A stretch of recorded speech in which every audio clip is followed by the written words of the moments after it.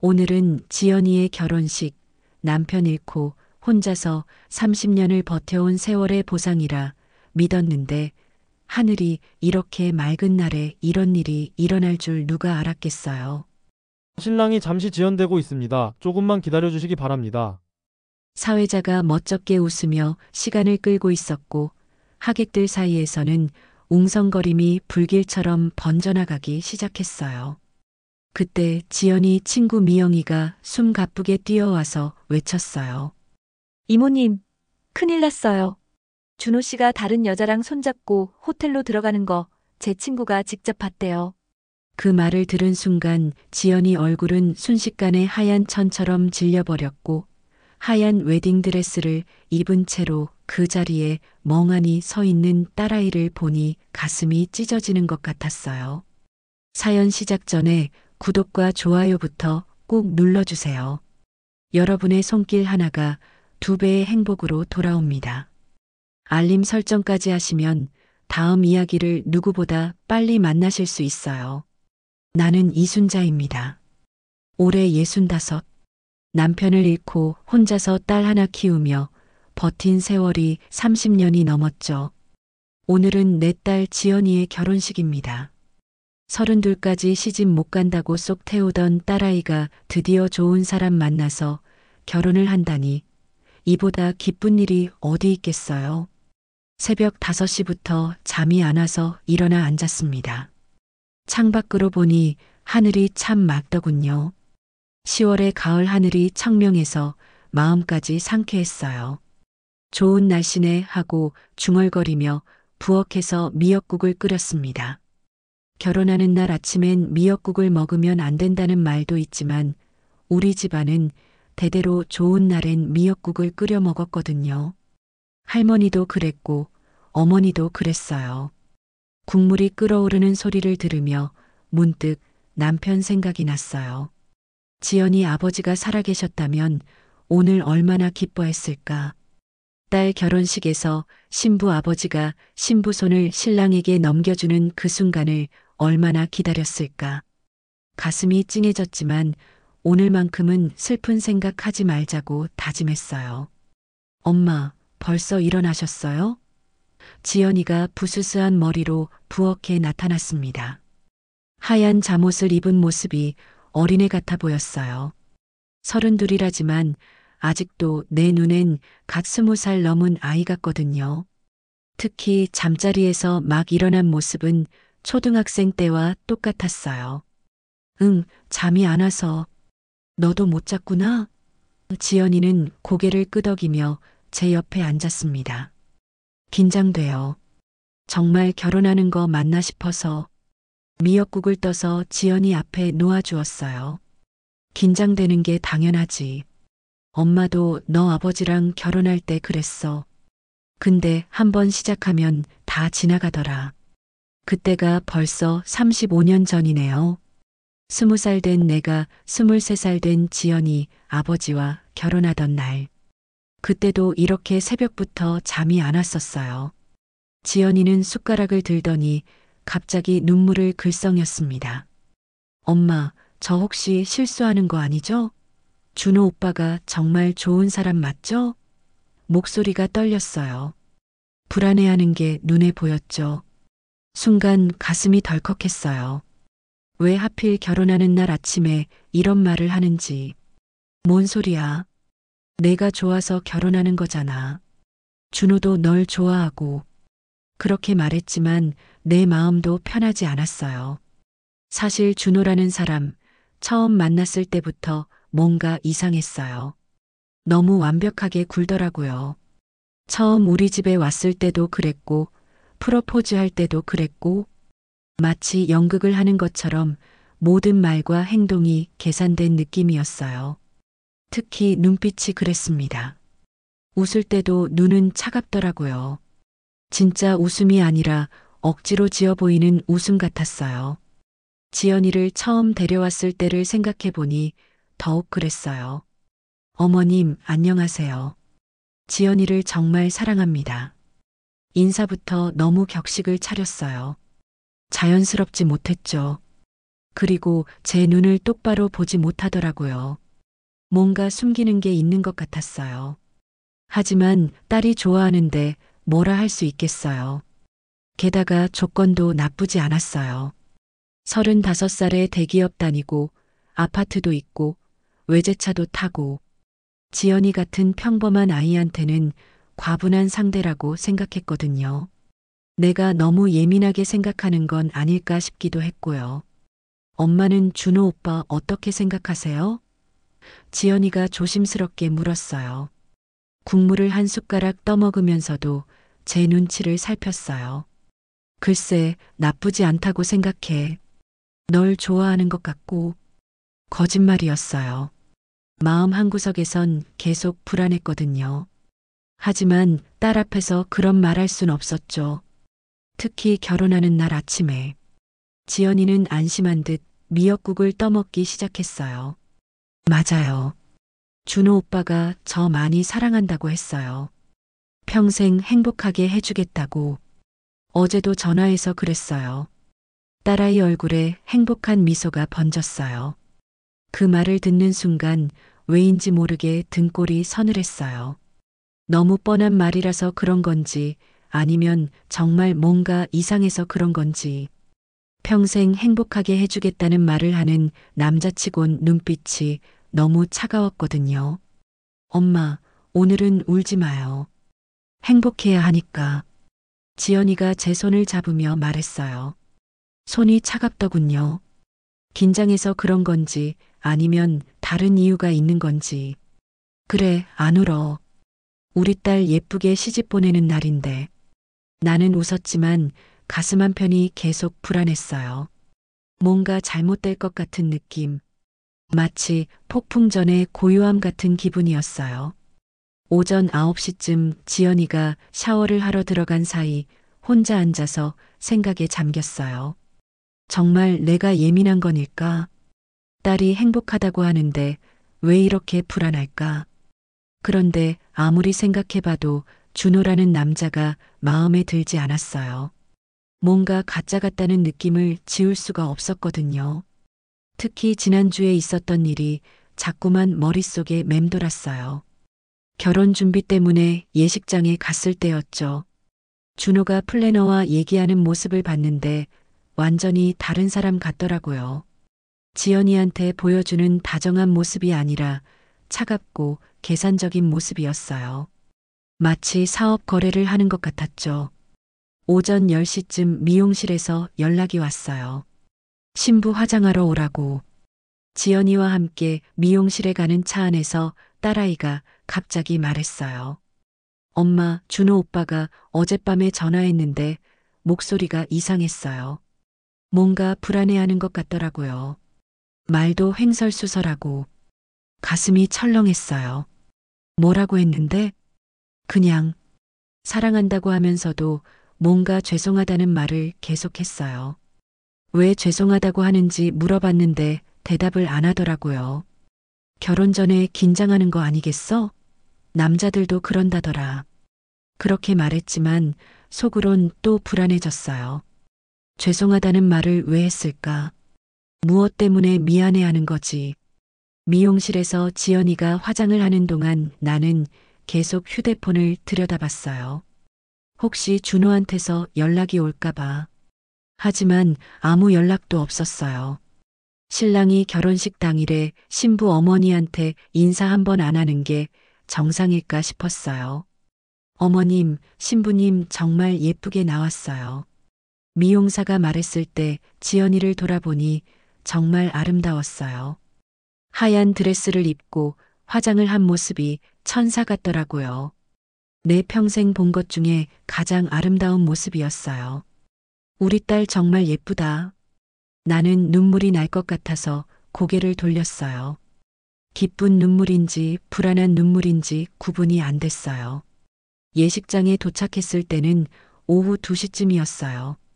하객들이 하나둘씩 도착하기 시작했고 분주하게 준비가 진행됐어요. 그런데 이상했어요. 신랑 측 하객들이 너무 적더라고요. 신부 측은 꽤 많이 왔는데 신랑 측은 고작 서너 명뿐이었어요. 준호는 어디 있어? 내가 지연이에게 물었을 때 딸아이 얼굴이 살짝 굳었어요. 준비하고 있을 거예요. 곧 나타날 거예요. 지연이는 그렇게 말했지만 목소리에 떨림이 있었어요. 딸아이도 불안해하고 있다는 걸 알 수 있었죠. 오후 3시 예식 시작 시간이었어요. 하지만 신랑은 나타나지 않았어요. 사회자가 멋쩍게 웃으며 시간을 끌기 시작했습니다. 신랑이 잠시 지연되고 있습니다. 조금만 기다려 주시기 바랍니다. 하객들 사이에서 웅성거림이 일기 시작했어요. 나는 가슴이 두근거려서 견딜 수가 없었어요. 뭔가 잘못됐다는 느낌이 확신으로 바뀌어 가고 있었거든요. 시간이 흘러도 준호는 나타나지 않았습니다. 예식장 안은 점점 술렁거렸고 하객들의 시선이 따가워졌어요. 나는 신부 대기실로 달려갔습니다. 지연이는 드레스를 입은 채 소파에 앉아 휴대폰을 붙잡고 있었어요. 얼굴이 하얗게 질려 있더라고요. 준호한테 연락 안 돼? 내가 물었을 때 지연이는 고개를 젓었어요. 계속 꺼져 있어요. 어제까지만 해도 잘 받았는데. 딸아이 목소리가 떨리고 있었어요. 불안감이 점점 커지는 게 눈에 보였죠. 친구들한테 물어봤어? 물어봤는데 아무도 몰라요. 어제 총각 파티도 안 했다고 하고. 지연이는 울음을 참고 있었어요. 화장이 번질까봐 눈물을 삼키고 있는 게 가슴 아팠어요. 그때 예식장 직원이 들어와서 말했어요. 죄송합니다만 하객분들이 많이 기다리고 계세요. 신랑분 연락이 안 되시나요? 직원도 당황한 기색이 역력했어요. 이런 일은 처음이라는 듯 했죠. 조금만 더 기다려주세요. 분명 무슨 일이 생긴 거예요. 나는 애써 침착하게 말했지만 속은 타들어가고 있었어요. 30년 넘게 장사를 하면서 사람 보는 눈이 생겼다고 자부했는데 역시 준호라는 놈이 수상했어요.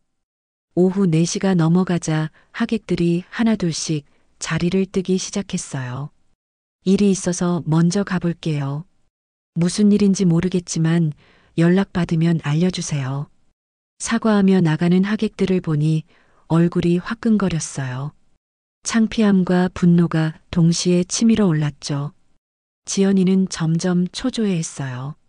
엄마, 뭔가 잘못된 것 같아요. 준호 오빠가 이렇게 연락도 없이 안 올 사람이 아닌데. 딸아이는 아직도 준호를 믿고 있었어요. 그 순진한 모습이 더욱 안타까웠죠. 준호 회사에 전화해봐. 회사요? 오늘 토요일인데요. 그래도 혹시 모르니까. 지연이는 떨리는 손으로 전화를 걸었어요. 하지만 당연히 받는 사람이 없었죠. 그때였어요. 지연이 대학 동기인 미영이가 헐레벌떡 뛰어들어왔어요. 얼굴이 새하얗게 질려서 뭔가 큰일이 난 것 같았어요. 지연아, 큰일 났어. 숨을 헐떡이며 말했어요. 왜? 무슨 일이야? 지연이가 벌떡 일어났어요. 나도 가슴이 철렁했죠. 불길한 예감이 현실이 되는 것 같았어요. 미영이는 잠시 망설이더니 말을 꺼냈어요. 준호 씨, 다른 여자랑 같이 있는 거 봤어. 세상이 무너지는 소리가 들렸어요. 지연이는 그 자리에 주저앉았어요. 뭐라고? 그게 무슨 말이야? 내가 소리쳤을 때 미영이가 더 자세히 말했어요. 제 친구가 호텔에서 일하는데요. 오늘 오전에 준호 씨가 젊은 여자랑 손잡고 들어가는 거 봤다고 해요. 둘이 여행 가방까지 끌고 있었대요. 지연이는 말을 잇지 못했어요. 입만 벌린 채 멍하니 앉아 있더라고요. 나는 머리끝까지 화가 치밀어 올랐어요. 그 호텔이 어디야? 당장 가자. 롯데호텔이요. 제 친구가 프런트에서 일해요. 미영이가 떨리는 목소리로 대답했어요. 나는 지연이 손을 잡아 끌었어요. 가자. 직접 확인해 보자. 엄마. 설마. 지연이가 중얼거렸지만 이미 내 마음은 결정됐어요. 이 상황에서 설마도 희망도 없었어요. 뭔가 크게 잘못됐고 우리가 직접 확인해야 했죠. 택시를 타고 호텔로 향하는 동안 지연이는 계속 준호에게 전화를 걸었어요. 하지만 여전히 꺼져 있었죠. 엄마, 정말 오해일 수도 있잖아요. 준호 오빠가 그럴 사람이 아니에요. 딸아이는 끝까지 믿고 싶어 했어요. 그러면 좋겠지만 지금 상황을 봐. 결혼식 날에 연락도 없이 사라진 게 정상이야? 나는 이를 갈며 말했어요. 속에서 불이 타오르고 있었거든요. 호텔에 도착해서 미영이 친구에게 물어봤어요. 맞아요. 분명히 준호 씨 맞았어요. 키도 그렇고 얼굴도 그렇고. 그런데 함께 온 여자가 임신한 것 같더라고요. 배가 좀 나와 있었어요. 그 말을 듣는 순간 지연이가 비틀거렸어요. 임신이라고? 나는 딸아이를 붙잡으며 이를 악물었어요. 이제 확실해졌어요. 준호라는 놈이 우리를 완전히 속인 거였어요. 몇 호실에 들어갔어? 1205호요. 그런데 이미 체크아웃 했을 거예요. 1시간 전에 짐 들고 나가는 거 봤거든요. 너무 늦었어요. 하지만 포기할 수 없었어요. CCTV는 못 봐? 그건 개인정보라서. 죄송해요. 지연이는 그때서야 현실을 받아들이기 시작했어요. 정말 준호 오빠가 저한테 이럴 수가 있어요? 목소리가 떨리고 있었어요. 믿고 싶지 않아 하는 게 보였죠. 나는 딸아이를 꽉 껴안았어요. 괜찮아. 엄마가 있잖아. 우리가 해결해보자. 하지만 속으로는 분노가 끓어올랐어요. 내 딸을 이렇게 만든 놈을 절대 용서할 수 없었어요. 호텔을 나와서 다시 예식장으로 돌아가는 길이었어요. 지연이가 갑자기 소리쳤어요. 저기 준호 오빠 차 아니야? 정말로 준호 차가 보였어요. 하지만 운전석에는 준호가 아니라 모르는 여자가 앉아 있었어요. 누구야 저 여자? 내가 물었을 때 지연이는 고개를 저었어요. 몰라요. 처음 보는 사람이에요. 차 안에는 여행 가방들이 가득했어요. 어디론가 떠날 준비를 하고 있는 것 같았죠. 그 순간 준호가 편의점에서 나왔어요. 손에는 물과 간식을 들고 있었고 여자에게 다가가서 뭔가 말을 하며 웃고 있었어요. 내가 아는 준호가 아니었어요. 완전히 다른 사람 같았죠. 지연이는 그 광경을 보고 주저앉았어요. 오빠. 작은 목소리로 중얼거렸지만 준호는 듣지 못했어요. 아니, 들었을 수도 있지만 무시했을 수도 있어요. 나는 참을 수가 없었어요. 딸을 일으켜 세우고 준호에게로 걸어갔어요. 준호야. 큰 소리로 불렀을 때 준호가 깜짝 놀라며 돌아봤어요. 얼굴에는 당황한 기색이 역력했어요. 어머님? 왜 여기에? 준호는 우물쭈물했어요. 차 안의 여자도 우리를 보고 있었죠. 젊고 예쁜 여자였어요. 그리고 정말로 임신한 것 같았어요. 어머님? 왜 여기에? 준호는 우물쭈물했어요. 차 안의 여자도 우리를 보고 있었죠. 젊고 예쁜 여자였어요. 그리고 정말로 임신한 것 같았습니다. 나는 준호 앞에 바짝 다가섰어요. 왜 여기냐고? 내가 답해야 할 말이 그거냐? 목소리가 떨렸지만 분노로 가득했어요. 지연이는 내 뒤에서 준호를 멍하니 바라보고 있었죠. 준호 오빠, 오늘 우리 결혼식이에요. 지연이가 간신히 말을 꺼냈어요. 웨딩드레스를 입은 채 거리에 서 있는 딸아이가 너무 처참해 보였어요. 준호는 잠시 말을 잇지 못했어요. 그러다가 차 안의 여자를 돌아보더니 한숨을 쉬었어요. 지연아, 미안해. 그 말이 다였어요. 미안하다는 말 한마디로 모든 걸 정리하려는 거였어요. 미안해가 뭐야? 지금 무슨 상황인지 설명부터 해. 나는 소리쳤어요. 주변 사람들이 쳐다보기 시작했지만 신경 쓸 겨를이 없었어요. 그때 차에서 여자가 내렸어요. 정말로 임신한 게 확실했어요. 배가 제법 나와 있었거든요. 젊고 예쁜 얼굴에 화장을 곱게 하고 있었어요. 명품 옷을 입고 있는 것도 눈에 띄었죠. 준호야, 이분들이 누구야? 여자가 물었을 때 나는 화가 머리끝까지 올랐어요. 뻔뻔하게도 모르는 척 하고 있는 거였어요. 민지야, 이분이 지연이고 저분이 지연이 어머님이야. 준호가 대답했을 때 민지라는 여자가 놀란 표정을 지었어요. 그런데 그 놀람이 진짜 같지 않았어요. 이미 알고 있는 것 같았거든요. 아, 그 지연이? 민지가 중얼거렸을 때 나는 확신했어요. 이 여자도 공범이라는 걸, 처음부터 계획된 일이었다는 걸. 지연이가 다가가서 물었어요. 오빠, 이 여자가 누구예요? 왜 함께 있어요? 목소리가 떨리고 있었어요. 아직도 이해하고 싶지 않아 하는 게 보였죠. 준호는 잠시 망설이더니 입을 열었어요. 지연아, 나는 민지와 살 거야. 그 말이 떨어지자마자 지연이가 비틀거렸어요. 나는 딸아이를 붙잡으며 준호를 노려봤어요. 뭐라고? 민지와 산다고? 내 목소리가 떨렸어요. 그럼 우리 지연이는 뭐가 돼? 오늘이 결혼식이라고.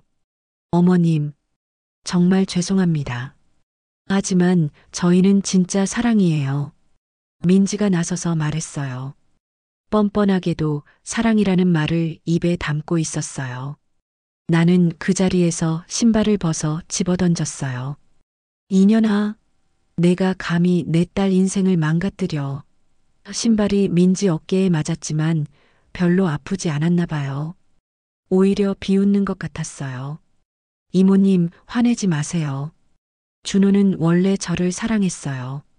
지연이는 실수였다고 했어요. 민지의 말에 지연이가 소리쳤어요. 실수라고? 내가 실수라고? 지연이는 울부짖었어요. 그럼 지금까지 뭐였어요? 프로포즈는 뭐였고 결혼 준비는 뭐였어요? 준호가 냉정하게 대답했어요. 지연아, 미안하다는 말도 안 하겠다. 나는 민지와 살겠다. 넌 나한텐 실수였어. 그 말을 들은 순간 내 눈앞이 핑 돌았어요. 실수? 우리 딸이 내한테 실수라고? 나는 준호 앞에 바짝 다가섰어요. 그럼 지금까지 뭐하고 산 거야? 결혼식장 예약하고 드레스 맞추고 예단 준비한 게 다 놀이였어? 민지가 웃으며 말했어요.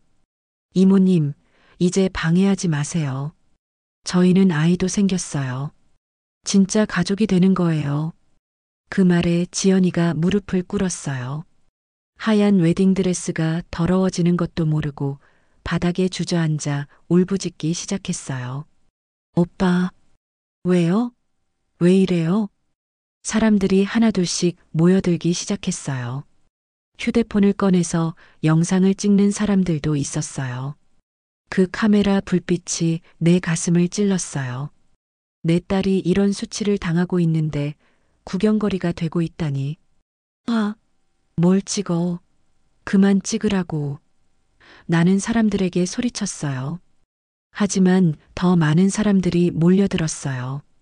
이상한 구경거리가 생겼다고 생각하는 것 같았어요. 준호는 민지를 차에 태우려고 했어요. 민지야, 우리 가자. 비행기 시간 늦는다. 그러면서 나를 보고 말했어요. 어머님, 정말 죄송합니다. 하지만 이제 그만하세요. 그만하라고? 지금 뭔 소리야? 나는 준호 팔을 붙잡았어요. 내가 우리 딸을 이렇게 만들어 놓고 그냥 가겠다고? 놓으세요. 이미 끝난 일이에요. 준호가 내 손을 뿌리쳤어요. 그 순간 나는 넘어질 뻔했어요. 지연이가 나를 붙잡아서 겨우 서 있을 수 있었어요. 민지가 차 안에서 말했어요. 준호야, 빨리 와. 사람들이 너무 많이 모였어. 마치 우리가 민폐나 끼치는 사람들인 것처럼 말하고 있었어요. 그때 지연이가 일어나서 준호에게 매달렸어요. 오빠, 제발. 다시 생각해 주세요. 저희 오늘 결혼하기로 했잖아요. 모든 게 준비됐어요. 준호는 지연이를 밀쳐냈어요. 지연아, 그만해. 보기 흉하다. 이미 결정한 일이야. 차갑게 말하는 준호를 보니 이제야 진짜 모습이 드러나는 것 같았어요. 사람들은 더욱 많아졌어요. 저 여자 웨딩드레스 입고 뭐 하는 거야? 바람 맞은 건가? 불쌍하네. 수군거리는 소리들이 들렸어요. 내 딸이 구경거리가 되는 게 너무 분했어요. 나는 마지막으로 준호에게 말했어요. 준호야, 내가 정말 이렇게 할 거냐? 우리 지연이한테 이럴 거냐? 준호는 잠시 망설이는 것 같더니 고개를 저었어요.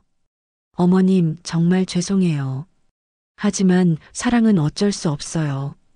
민지를 선택할게요. 그리고는 차에 올라탔어요. 시동을 걸고 떠날 준비를 하고 있었어요. 민지가 창문을 내리고 말했어요. 지연 씨, 더 좋은 사람 만나요. 준호는 원래 제 사람이었어요. 차가 떠나기 시작했어요. 나는 차를 붙잡고 소리쳤어요. 아, 이 나쁜 놈아. 우리 딸 인생 망가뜨리고 그냥 갈 생각이야? 하지만 차는 그대로 사라져버렸어요. 지연이는 그 자리에 주저앉아 울부짖었어요. 엄마, 나 어떻게 해요? 나 정말 어떻게 해요? 하얀 드레스가 눈물과 흙으로 더러워져 있었어요. 사람들은 여전히 우리를 구경하고 있었어요. 휴대폰으로 사진을 찍고 동영상을 찍고 있었어요.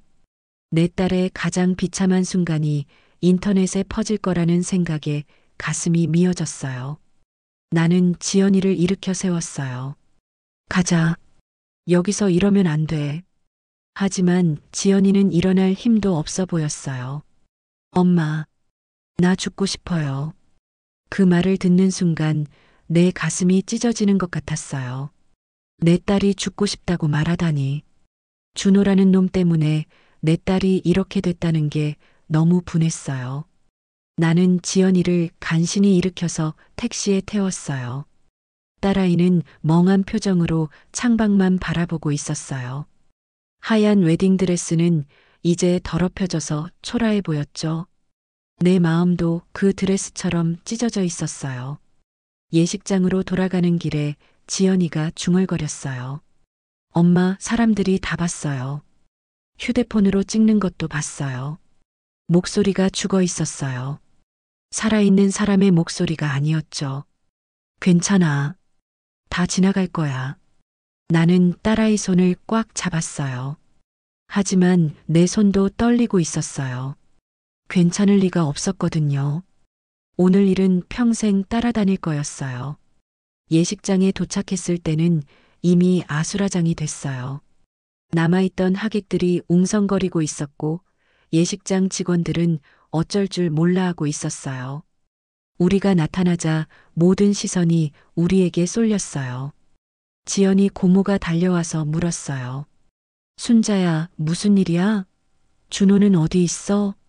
나는 뭐라고 대답해야 할지 몰랐어요. 어떻게 설명해야 할까? 고모, 준호 오빠가. 지연이가 말을 시작하려다가 눈물을 쏟았어요. 그리고는 그 자리에 바닥에 무릎을 꿇고 울부짖기 시작했어요. 하얀 드레스를 입은 채 예식장 바닥에 앉아서요. 나 어떡해. 나 죽고 싶어. 지연이가 소리쳤을 때 예식장이 조용해졌어요.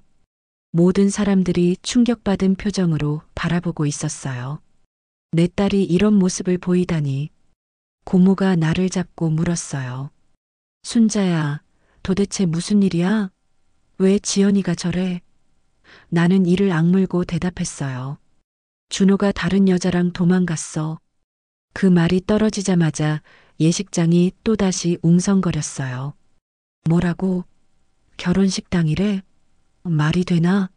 하객들의 수군거림이 칼처럼 내 가슴을 찔렀어요.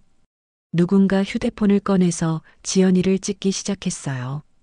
그 카메라 불빛을 보는 순간 나는 미쳐버릴 것 같았어요.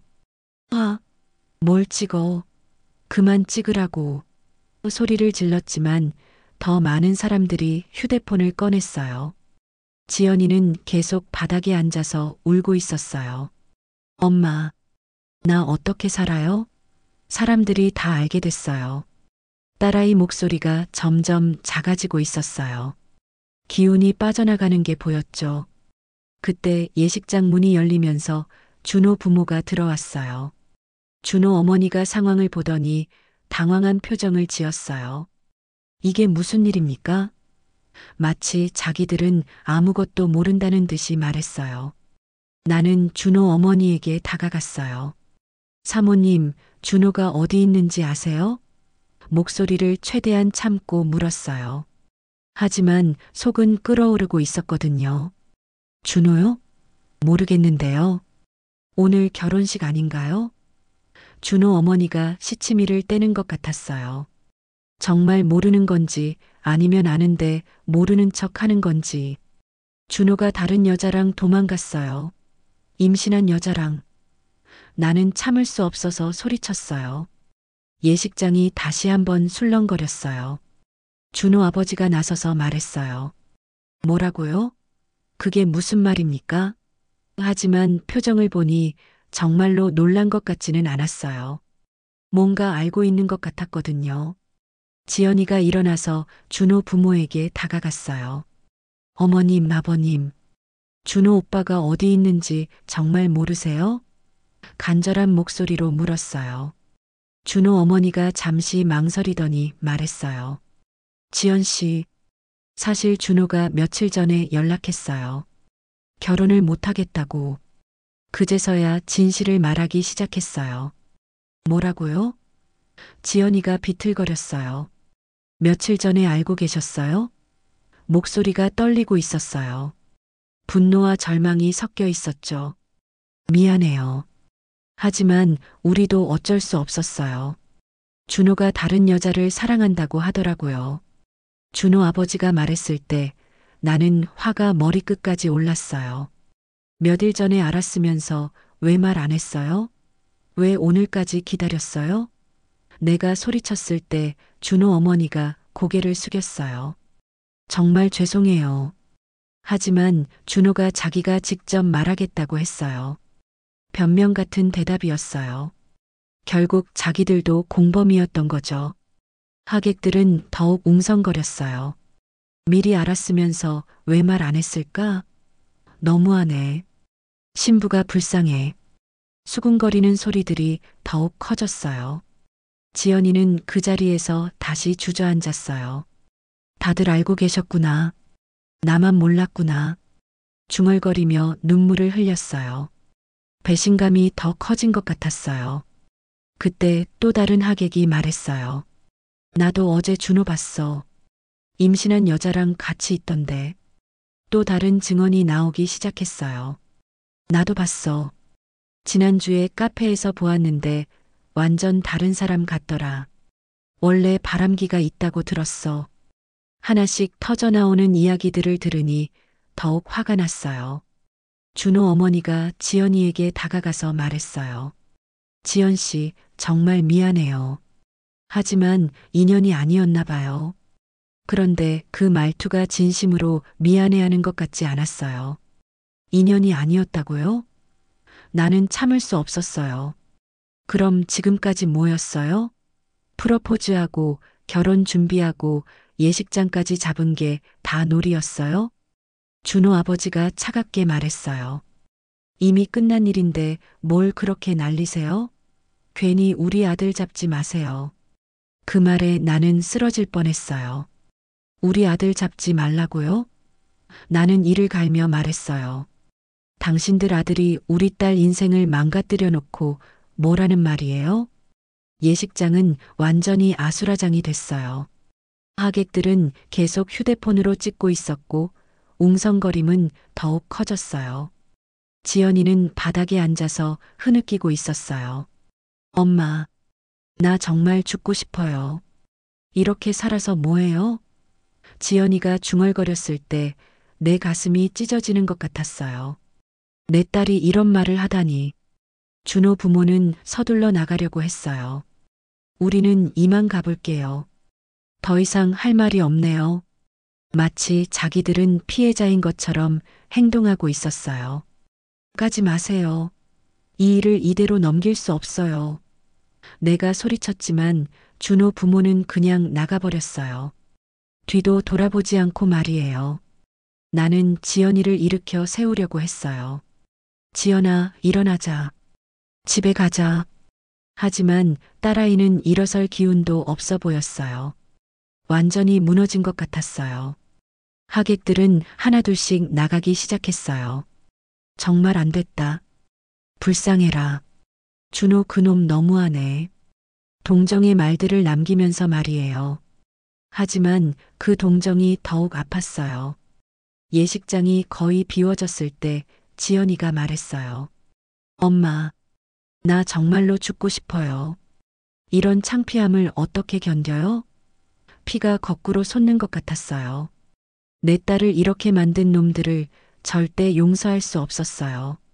집에 돌아온 지연이는 웨딩드레스도 벗지 않은 채 방에 틀어박혔어요. 문을 잠그고는 나오지 않았죠. 아무리 문을 두드려도 대답이 없었어요. 가끔 흐느끼는 소리만 들릴 뿐이었어요. 지연아, 문 열어라. 엄마야. 몇 번이나 불렀지만 소용없었어요. 딸아이는 완전히 마음의 문을 닫아버린 것 같았어요. 나도 막막했어요.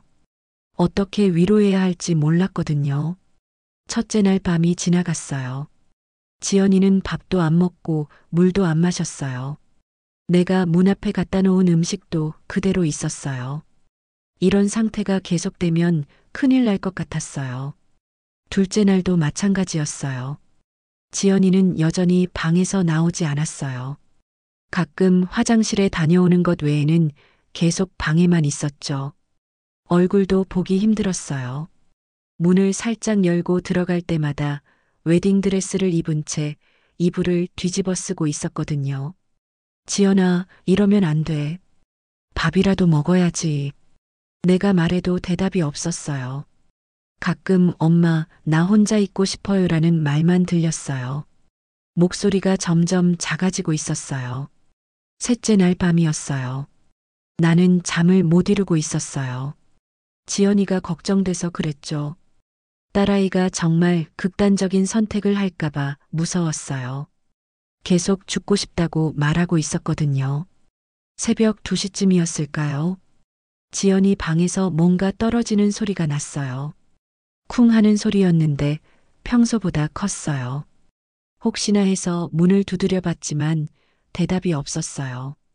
지연아, 괜찮니? 또 소리쳤지만 조용했어요.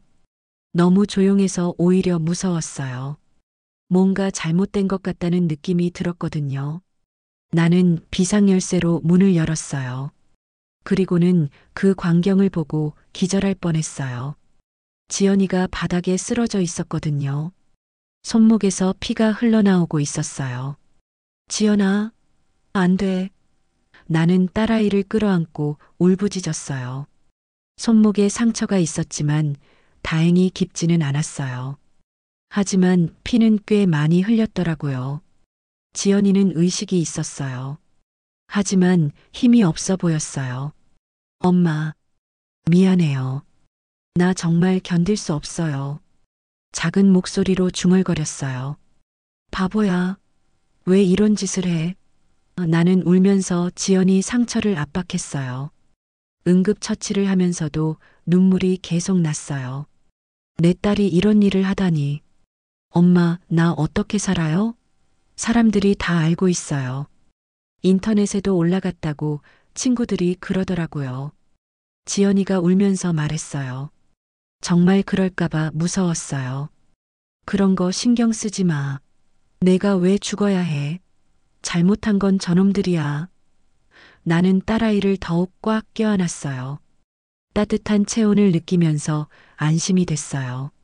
아직 살아있다는 게 119에 신고해서 병원에 갔어요. 의사가 말하길 상처는 깊지 않지만 실혈이 좀 있다고 했어요. 수혈까지는 안 해도 되지만 며칠 입원해야 한다고 했죠. 병원 침대에 누운 지연이를 보니 너무 안쓰러웠어요. 얼굴이 새하얗고 눈이 푹 들어가 있었어요. 며칠 동안 제대로 먹지 않아서 그런 것 같았어요. 지연아, 엄마가 있잖아. 혼자 해결하려고 하지 마. 내가 딸아이 손을 잡으며 말했어요. 차가운 손이 걱정됐어요. 엄마, 나 정말 창피해요. 친구들이 다 알고 있어요. 카톡으로 위로한다면서 연락 오는데 그게 더 창피해요. 지연이가 눈물을 흘렸어요. 그때 내 휴대폰이 울렸어요. 모르는 번호였는데 받아봤더니 기자였어요. 혹시 오늘 결혼식장에서 신랑이 도망간 그 사건 당사자세요? 라고 물어보더라고요. 나는 깜짝 놀라서 전화를 끊었어요. 어떻게 우리 번호를 알았을까? 그리고 얼마나 퍼진 걸까? 걱정이 더 커졌어요. 지연이가 물었어요. 누구예요? 기자야. 우리 일이 뉴스에 나간 것 같아. 그 말을 듣자 지연이 얼굴이 더욱 하얗게 질렸어요. 뉴스에까지 나갔어요? 엄마, 나 정말 어떻게 살아요? 지연이가 다시 울기 시작했어요. 너무 절망적인 표정이었어요. 괜찮아. 금방 잊혀질 거야. 그렇게 말했지만 나도 확신은 없었어요. 요즘 인터넷 세상이 얼마나 무서운지 알고 있었거든요. 그 순간 내 안에서 뭔가가 끌어올랐어요. 분노였어요. 준호와 민지 그리고 준호 부모에 대한 분노가 치밀어 올랐어요. 내 딸을 이 지경으로 만든 놈들을 가만히 둘 수 없었어요. 지연아, 엄마가 복수해 줄게. 나는 이를 갈며 말했어요. 저놈들이 우리를 우습게 본 거야. 가만히 있으면 우리 모녀들 다 죽는다. 지연이가 놀란 표정으로 나를 봤어요. 엄마, 무슨 말이에요? 복수할 거야. 법적으로 저놈들을 혼내줄 거야. 나는 결심했어요. 더 이상 당하고만 있을 수 없다고. 그때 간호사가 들어왔어요. 환자분이 안정을 취해야 해요. 너무 흥분하시면 안 됩니다. 지연이를 걱정하는 말이었어요. 나는 딸아이에게 말했어요. 지연아, 이제 울지 마. 엄마가 다 해결해 줄게. 내가 할 일은 빨리 나아서 다시 일어서는 거야. 목소리에 결의가 담겨 있었어요. 지연이는 고개를 끄덕였어요. 엄마, 고마워요. 혼자라고 생각했는데 엄마가 있어서 다행이에요. 처음으로 희망적인 말을 했어요. 다음 날 아침 나는 변호사 사무실을 검색했어요. 결혼 사기나 위자료 관련해서 유명한 변호사를 찾아야 했어요. 준호와 민지를 법정에 세워야 했거든요. 지연이가 물었어요. 엄마, 정말 고소할 거예요? 당연하지. 저놈들이 너를 이렇게 만들었는데 그냥 넘어갈 수 없어. 나는 단호하게 대답했어요. 그때 또 모르는 번호로 전화가 왔어요. 이번에는 받지 않았어요. 아마 또 기자일 거였어요. 이제 우리 일이 많이 알려진 것 같았어요. 지연이가 한숨을 쉬었어요. 엄마, 이미 창피한 건 다 당했어요. 이제 무서울 것도 없어요. 딸아이 목소리에 조금씩 힘이 생기는 것 같았어요. 그래, 그 마음이야. 이제 우리가 당당하게 싸우는 거야. 나는 딸아이 손을 꽉 잡았어요. 저놈들을 반드시 혼내줄 거야. 그 순간 내 안에서 짐승 같은 울음이 터져 나왔어요. 분노와 결의가 섞인 울음이었어요. 그래, 이제 가만히 있으면 우리 모녀들 다 죽는다. 반드시 갚아줘야 한다. 나는 마음속으로 다짐했어요. 준호와 민지, 그리고 준호 부모까지 모두 혼내줄 거라고. 내 딸을 이렇게 만든 대가를 치르게 할 거라고. 더 이상 당하고만 살 수는 없었어요. 지연이가 병원에서 퇴원한 다음 날부터 나는 본격적으로 움직이기 시작했어요. 먼저 변호사를 찾아가야 했어요. 인터넷으로 검색해서 결혼 사기 전문 변호사 사무실을 알아봤죠. 김 변호사님, 저희 사건 좀 맡아주세요. 사무실에 가서 상황을 설명했어요. 변호사는 심각한 표정으로 들었어요. 결혼식 당일에 도망갔다고요? 그것도 임신한 여자와 함께? 네, 맞아요. 우리 딸이 자살까지 시도했어요. 나는 지연이 손목 사진까지 보여줬어요. 변호사 얼굴이 굳어졌어요. 이건 명백한 결혼 사기입니다. 정신적 피해도 상당하고요. 위자료 청구와 함께 형사 고발도 가능할 것 같습니다. 변호사가 말했을 때 내 가슴이 두근거렸어요. 드디어 복수할 방법을 찾은 거였어요. 그런데 증거가 필요합니다. 준호 씨와 그 여자의 관계를 증명할 수 있는 자료가 있나요? 변호사가 물었을 때 나는 곤란해졌어요. 증거라고 할 만한 게 딱히 없었거든요. 사람들이 봤다고 하는데 목격담만으론 부족합니다. 사진이나 동영상 아니면 문자 메시지라도 있어야 해요. 집에 돌아와서 지연이에게 물어봤어요. 지연아, 준호랑 주고받은 문자 메시지 있지? 있어요. 근데 왜요? 변호사가 증거가 필요하다고 해. 지연이는 휴대폰을 뒤져서 준호와의 대화 내용을 보여줬어요. 하지만 별로 도움이 될 만한 내용은 없었어요. 오히려 사랑한다는 말들만 가득했죠. 이것만으론 부족해. 다른 증거를 찾아야 해.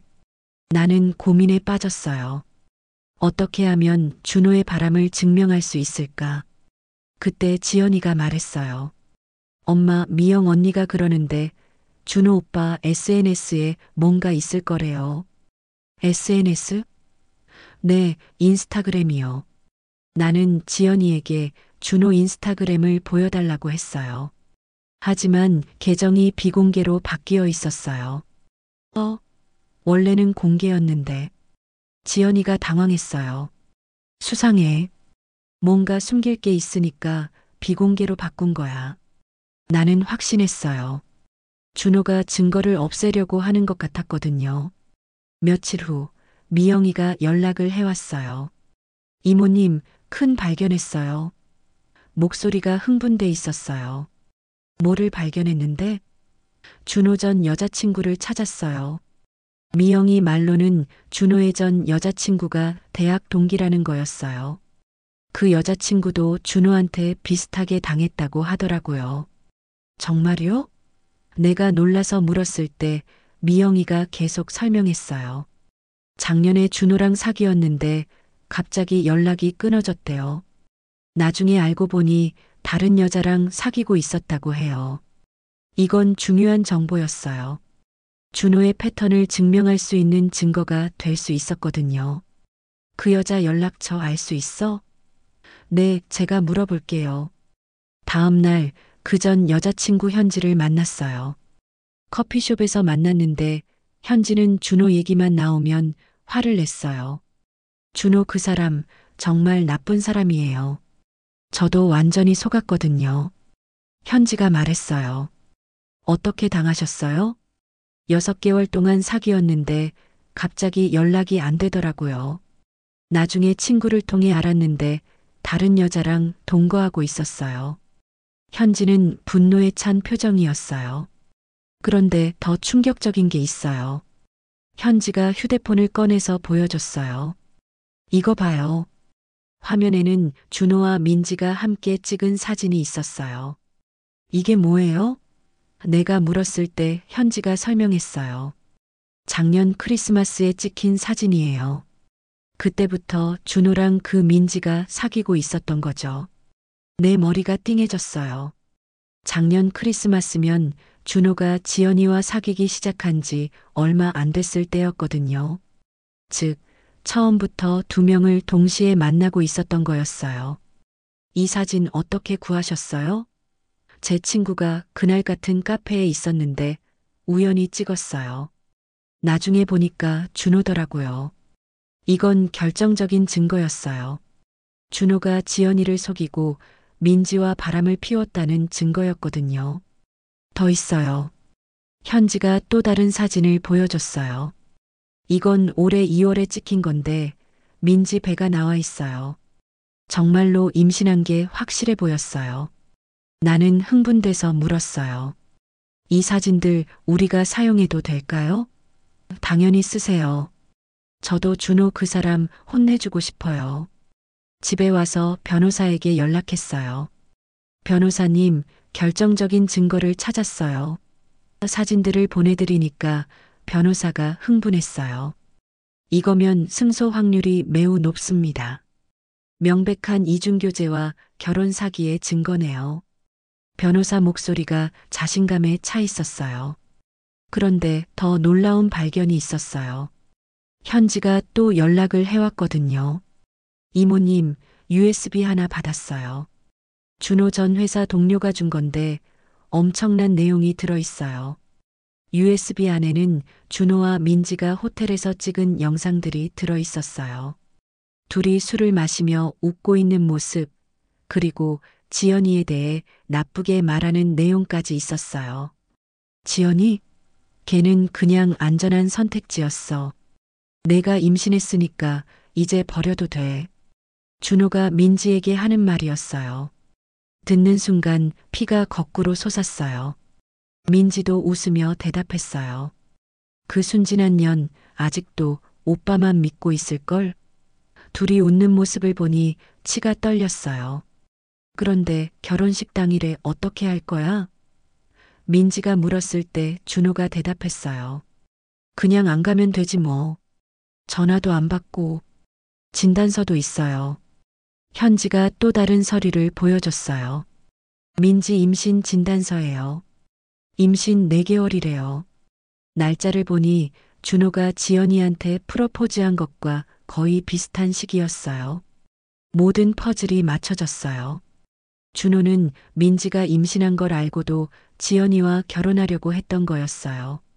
아마 민지와의 일이 꼬이면 지연이와라도 결혼하려고 했을 수도 있고요. 나는 이를 갈며 중얼거렸어요. 좋다. 내 놈들 세상 앞에 무릎 꿇게 해주마. 이제 확실한 증거가 생겼어요. 준호와 민지를 법정에 세울 준비가 끝났죠. 지연이에게 모든 증거를 보여줬어요. 지연아, 이제 복수할 수 있어. 딸아이 얼굴에 처음으로 미소가 떠올랐어요. 엄마, 정말 이런 증거들이 있었구나. 지연이가 믿기 힘들어했어요. 준호 오빠가 이렇게 나쁜 사람인 줄 몰랐어. 이제 알았으니까 됐어. 엄마가 널 대신에 싸워줄게. 더 이상 울지 마라. 나는 딸아이를 꽉 껴안았어요. 변호사에게 모든 자료를 넘겨줬어요. 이제 고소장을 작성하겠습니다. 결혼 사기, 정신적 피해, 위자료 청구까지 모두 포함해서요. 드디어 반격의 시간이 온 거였어요. 준호와 민지를 법의 심판대에 세울 준비가 끝났어요. 내 딸을 이렇게 만든 대가를 치르게 할 때가 온 거였죠. 고소장을 접수한 지 한 달 후 드디어 법정 출석 통지서가 왔어요. 손에 쥔 그 종이를 보니 가슴이 두근거렸어요. 드디어 준호와 민지를 법정에서 만나게 되는 거였어요. 지연이는 많이 좋아졌어요. 병원 치료를 받으면서 정신적으로도 안정을 찾았죠. 무엇보다 자신을 위해 싸워주는 엄마가 있다는 걸 알고 힘을 얻은 것 같았어요. 엄마, 정말 법정에 가야 해요? 지연이가 불안해했어요. 또 준호 오빠를 보게 되잖아요. 딸아이는 아직도 준호를 마주하는 게 무서워했어요. 괜찮아. 이번엔 우리가 당당해. 잘못한 건 저놈들이야. 나는 딸아이를 다독였어요. 법정에서 진실을 밝혀야 해. 재판 당일 아침 나는 일찍 일어나서 정장을 챙겨 입었어요. 지연이도 단정한 옷을 입었죠. 변호사와 미리 만나서 마지막 점검을 했어요. 모든 증거가 완벽합니다. 오늘은 자신 있게 하시면 됩니다. 변호사가 격려해 주었어요. 특히 USB 영상은 결정적 증거가 될 거예요. 법정에 도착했을 때 준호와 민지가 이미 와 있었어요. 준호는 깔끔한 양복을 입고 있었고 민지는 임신한 배를 가리려는 듯 넉넉한 원피스를 입고 있었어요. 처음으로 다시 마주한 준호는 예전과 달라 보였어요. 자신만만하던 모습은 온데간데 없고 초조하고 불안해 보였어요. 민지도 마찬가지였죠. 피고인 김준호, 박민지, 원고인 이순자, 이지연 모두 입정하십시오. 법정 서기가 호명했을 때 우리는 각각 자리에 앉았어요. 판사가 들어오자 법정이 조용해졌어요. 중년의 여자 판사였는데 날카로운 눈매가 인상적이었어요. 재판을 시작하겠습니다. 먼저 우리 변호사가 소장을 낭독했어요. 피고 김준호는 원고 이지연과 결혼을 약속하고 결혼식까지 올리려 하던 중 다른 여자인 피고 박민지와 불륜관계를 유지하며 준호와 민지는 고개를 숙이고 있었어요. 특히 준호는 얼굴이 새하얗게 질려 있었죠. 자신들의 추악한 행동이 법정에서 공개되는 게 부끄러운 모양이었어요. 피고들은 원고에게 정신적 피해를 가했으며 이는 명백한 결혼 사기에 해당합니다. 변호사 목소리가 법정에 울려 퍼졌어요. 판사가 준호에게 물었어요. 피고 김준호, 원고 이지연과 결혼 약속을 한 사실이 있습니까? 예, 있습니다. 준호가 작은 목소리로 대답했어요. 그런데 동시에 피고 박민지와도 교제하고 있었습니까? 판사의 날카로운 질문에 준호는 한참 망설이더니 대답했어요. 예. 결혼식 당일에 나타나지 않은 이유는 무엇입니까? 그건 준호는 말을 잇지 못했어요. 변명할 말이 없었던 거죠. 그때 우리 변호사가 USB를 제출했어요. 판사님, 피고들의 대화 내용이 담긴 영상을 제출하겠습니다. 법정 스크린에 그 영상이 재생되기 시작했어요. 지연이? 걔는 그냥 안전한 선택지였어. 내가 임신했으니까 이제 버려도 돼. 준호의 목소리가 법정에 울려 퍼졌어요. 민지의 목소리도 이어졌어요. 그 순진한 년 아직도 오빠만 믿고 있을걸? 둘이 웃는 소리까지 생생하게 들렸어요. 그 순간 지연이가 울음을 터뜨렸어요. 오빠가 정말 그렇게 생각했구나. 딸아이 목소리가 떨리고 있었어요. 판사도 심각한 표정이 되었어요. 피고들의 행위는 매우 악질적이군요. 그리고 준호에게 물었어요. 이 영상 속 발언이 사실입니까? 준호는 고개를 푹 숙였어요. 죄송합니다. 더 이상 변명할 말이 없었던 거죠. 민지도 마찬가지였어요. 저희가 잘못했습니다. 울먹이는 목소리로 말했지만 진심으로 반성하는 것 같지는 않았어요. 그때 나는 참을 수 없어서 자리에서 일어났어요. 판사님, 변호사가 말리려 했지만 이미 늦었어요. 판사님, 저 두 사람이 제 딸을 어떻게 만들었는지 아세요? 나는 목소리를 높였어요. 제 딸이 자살까지 시도했어요. 손목을 그어서 피를 흘렸다고요. 법정이 조용해졌어요. 판사도 놀란 표정이었어요.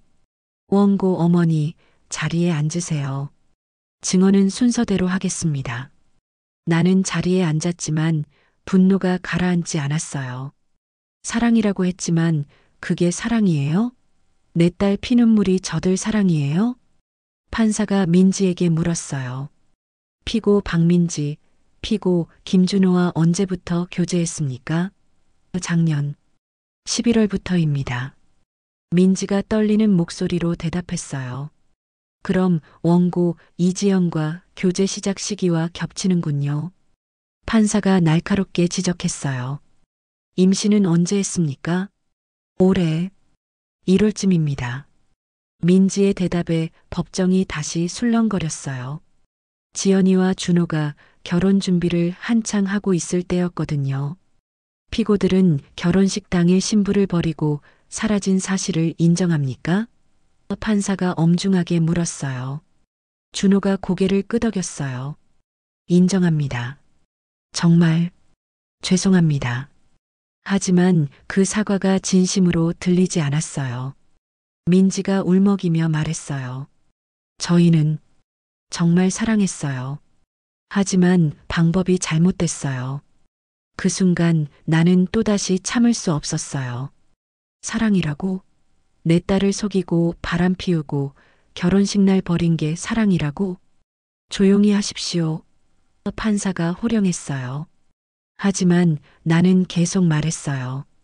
판사님, 저 두 사람 때문에 제 딸이 죽을 뻔했어요.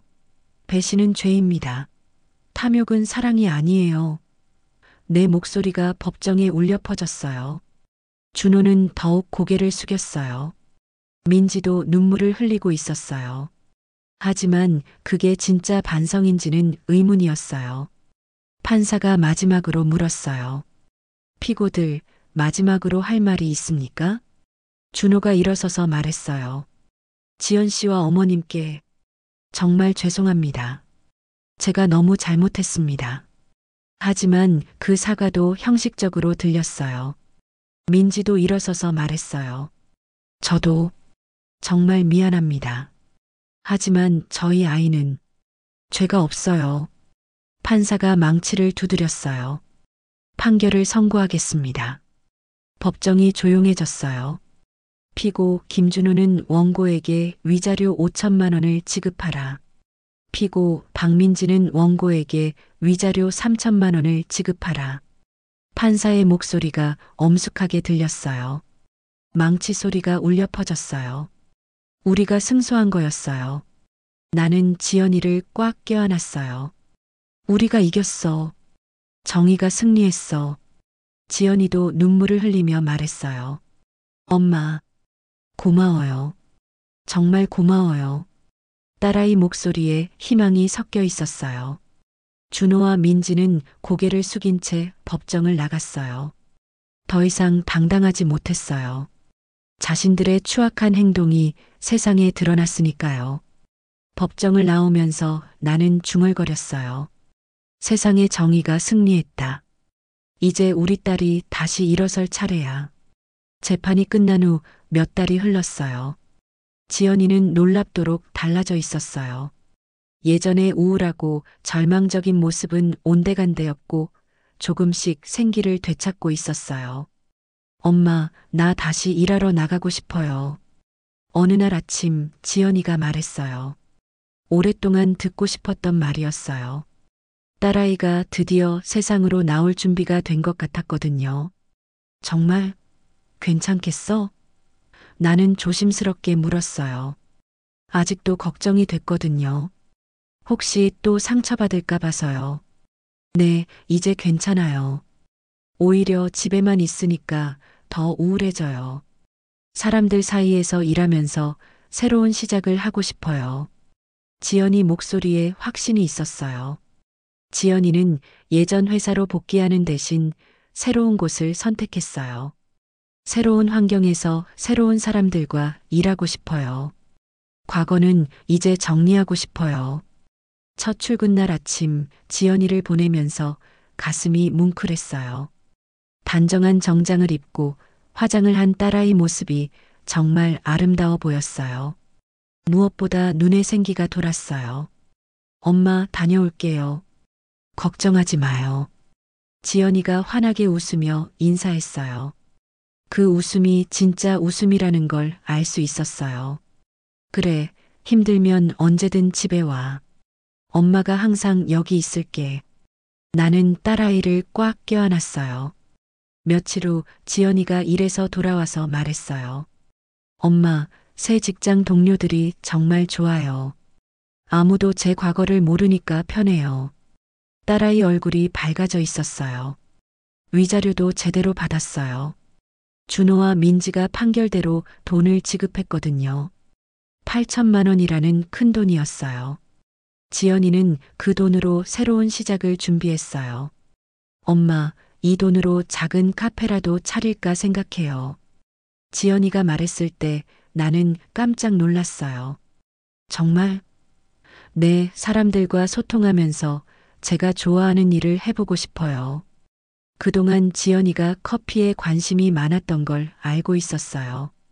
주말마다 이곳저곳 카페 투어를 다니면서 행복해했거든요. 새로운 꿈이 생긴 것 같았어요. 한편으론 준호와 민지 소식도 들려왔어요. 현지를 통해서 알게 됐는데 둘이 결국 헤어졌다고 하더라고요. 아이는 민지가 혼자 키운다고 했어요. 자업자득이네. 나는 중얼거렸어요. 서로를 배신하고 만난 관계가 오래 갈 리 없지. 약간의 통쾌함이 있었지만 그것보다는 내 딸의 행복이 더 중요했어요. 지연이도 그 소식을 들었지만 별로 동요하지 않았어요. 그럴 줄 알았어요. 저를 배신한 사람들이 서로한테는 진실할 리 없잖아요. 오히려 담담했어요. 후회되지 않니? 내가 물었을 때 지연이가 고개를 저었어요. 아니요. 오히려 다행이에요. 진짜 결혼했다면 더 큰 상처를 받았을 거예요. 시간이 더 흘러서 지연이는 정말로 작은 카페를 열었어요. 새 출발이라는 이름의 카페였어요. 위치도 좋고 인테리어도 예뻤어요. 무엇보다 지연이가 행복해하는 모습이 좋았어요. 개업 첫날 많은 사람들이 축하하러 왔어요. 새 직장 동료들, 대학 친구들, 그리고 재판 때 도움을 준 현지까지 모두들 지연이의 새로운 시작을 응원해줬어요. 지연아, 정말 대단해. 이렇게 다시 일어서다니. 미영이가 감동하며 말했어요. 너 정말 강한 사람이야. 혼자서는 못했을 거예요. 엄마가 있어서 가능했어요. 지연이가 나를 보며 말했어요. 그 순간 내 눈에 눈물이 맺혔어요. 카페는 생각보다 잘 됐어요. 지연이가 정성스럽게 내린 커피 맛도 좋았고 따뜻한 서비스로 단골들이 하나둘씩 생겼어요. 가장 중요한 건 지연이가 일하면서 정말 행복해한다는 거였어요. 어느 날 저녁 지연이와 함께 카페에서 차를 마시고 있을 때 딸아이가 말했어요. 엄마, 저 요즘 정말 행복해요. 예전보다 더 행복한 것 같아요. 정말? 나는 놀라며 물었어요. 그 힘든 일을 겪고도? 네, 그 일이 있었기 때문에 진짜 소중한 게 뭔지 알게 됐어요. 그리고 엄마가 얼마나 저를 사랑하는지도 알게 됐고요. 지연이가 내 손을 잡았어요. 엄마가 저를 위해 싸워주셨잖아요. 그때 정말 고마웠어요. 혼자가 아니라는 걸 느꼈거든요. 딸아이 목소리에 진심이 담겨 있었어요. 나도 고백했어요. 엄마도 고마워. 내가 다시 일어서줘서. 한때는 정말 걱정했거든. 내가 포기할까봐. 포기할 뻔했죠. 하지만 엄마가 포기하지 않으셨잖아요. 끝까지 싸워주셨으니까 저도 힘낼 수 있었어요. 지연이가 웃으며 말했어요. 그때 카페 문이 열리면서 젊은 남자가 들어왔어요. 단골 손님 중 하나였는데 지연이를 좋아하는 눈치였어요. 안녕하세요. 아메리카노 하나 주세요. 지연이가 능숙하게 커피를 내려주는 모습을 보니 뿌듯했어요. 새로운 시작, 새로운 만남들이 기다리고 있는 것 같았어요. 집으로 돌아가는 길에 지연이가 말했어요.